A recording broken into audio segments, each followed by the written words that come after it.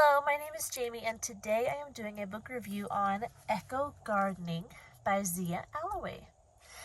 I have been reading a lot of gardening books lately, and this one was very informational. It is put out by DK. I don't know if you're familiar with them, but they have a lot of educational books.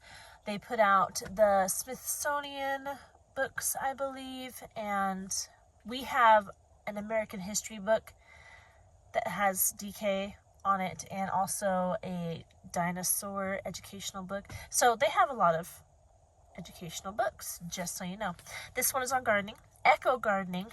This one is very specific about being mindful in your garden and in how you put things together and how you take care of your plants and how you water and just a lot of different things. Let me go into it real quick. It was published in 2021, so it's a relatively recent. This is just a really pretty picture. Here it is, the table of contents. So there are 5 sections. The first being how to create an eco garden. It talks about helping to heal the planet. So all the different things that you can do to make your yard better for the planet. Eco gardening methods, reduce, reuse, and recycle, and making a home for wildlife in your garden.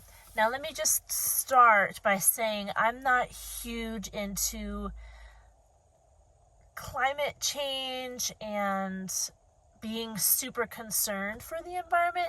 I think it's good to be mindful of it, but I'm not like crazy into it. So some of the stuff they talked about here seemed a little bit overboard to me. Maybe that's something that you're more interested in, but there were a lot of really good ideas, just easy ways to cut down on the trash you use, how to reuse things instead of going out and buying more things, which it's good for your wallet as well. But I really liked how it talked about the wildlife aspect of it. I want more pollinators in my garden. I want more birds in my garden. I would love to see squirrels, and my husband's not big on this idea, but I do want to put a pond in sometime. I think it would be a lot of fun to have like toads and frogs and stuff like that. So that section of the book was a lot of fun for me. And it wasn't just, the whole push of the book is eco gardening, but it had a lot of ideas on how to just grow. There was a section on how to work with the soil and how to work with compost and stuff like that. So it's like all encompassing, but with a mind towards being eco-friendly. Some of the ideas they had I thought were unique and not just eco-minded, but also aesthetic. One of them, it says here, greening hard surfaces. So wherever you have the ability to plant vines along your fences, it is actually good for the air itself, but it also looks really nice, I think. If you take care of it and do a good job with maintaining it, but it would look very nice to do that. I liked it. Again, it talked about ponds. I want to do that eventually. That is on my list of things to do in my garden in the future. It's talking about how plants prevent flooding, and I've seen that firsthand. That is actually why we planted grass in our front yard, because when we moved in here it was just dirt, and we planted grass because without it, whenever it rained, the dirt would just all over the sidewalk. So when you have plants, it holds the dirt in place, especially when it rains, so it prevents flooding. So that's a good tip. It talks about what trees you can plant in your yard, even if you have a smaller yard. There's a section, let me see if I could find it.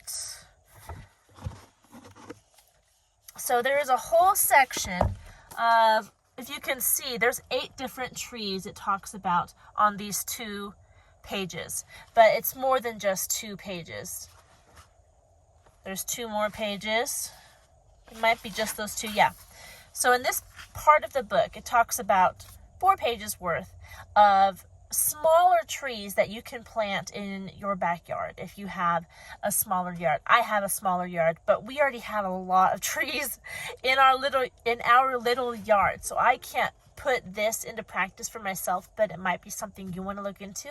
And especially if in the future we get another property, I will definitely keep this book so I can look at this little index here, because maybe I will want to plant more trees. I know that I do want a little orchard eventually, and pear trees is one of the trees in this index.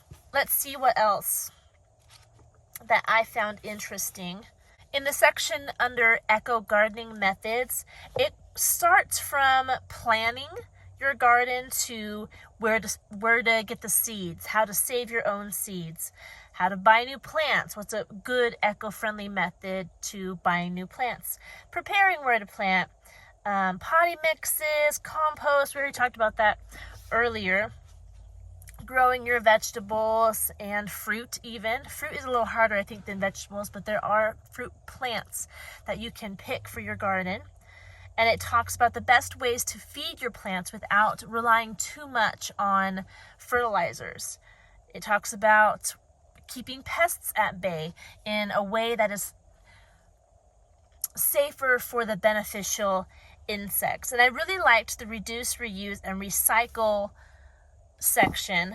Some of the stuff was a little over the top for me, but I liked all the different ideas on how to use different materials that you find instead of going out and buying new stuff. Like if you have railroad ties, you can make steps out of them in your garden, and using rocks to make pathways, and just little stuff like that, where you can find the materials that are in your area, or maybe that if you have friends that have a lot of stuff in their yard that they're not using. I know it sounds a bit crazy. Maybe don't go ask people you don't know, but if you have a friend that they're like, hey, I don't know what to do with this pile of bricks, I personally use bricks in my garden. So and bricks can get expensive if you're buying them yourself. So if you have a friend who has too many bricks, let me know because I want them.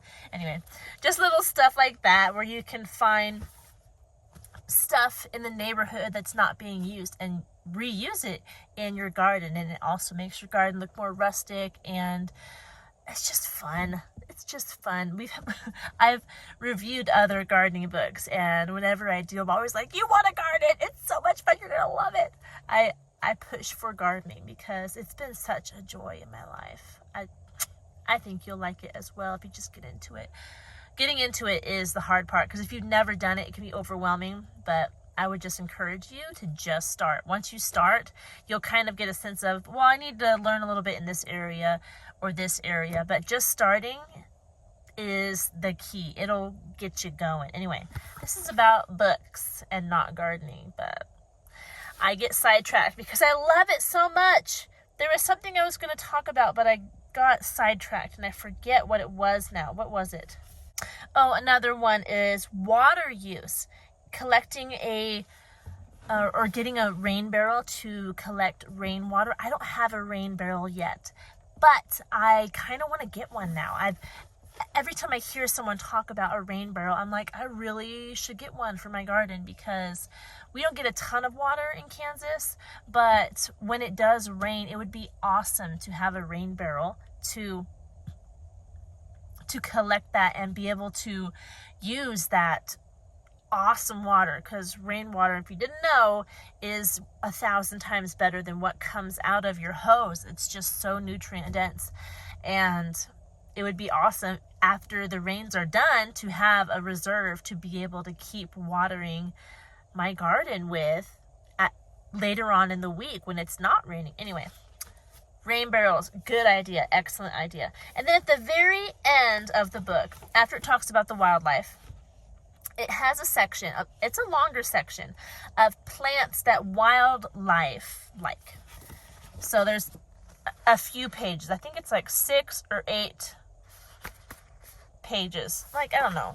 I guess it'd be 12 if you're counting 1, 2. But a lot of different plants that animals, pollinators, birds, just enjoy, and it will bring them to your yard. I don't know if you want wildlife in your yard.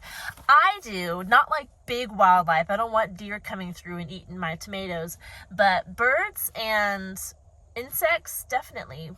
We're teaching our kids even the benefits of spiders. I don't like black widows and brown recluse. I still can't do that because they're a little bit dangerous, you know. But wolf spiders, we find them in our house all the time. And I've taught my kids to just take them outside and put them in the garden because they're super beneficial. So there you go. This is just a little encyclopedia of ways to be more green in your garden and to think outside the box of having to buy every single thing that you use in your garden.